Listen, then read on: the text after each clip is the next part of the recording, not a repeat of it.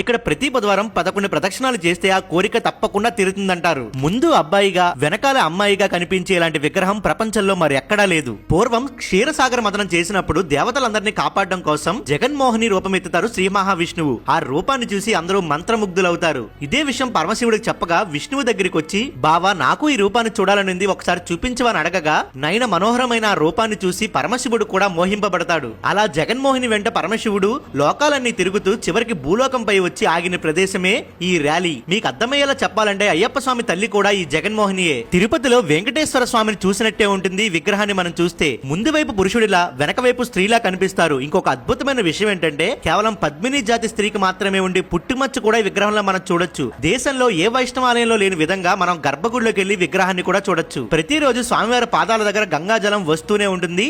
ఇదే ఆలయం ఎదురుగా శివాలయం కూడా ఉంటుంది. ఈ విగ్రహం అంత అందమైనది నా జీవితంలో ఇంత దగ్గరగా ఎప్పుడూ చూడలేదు.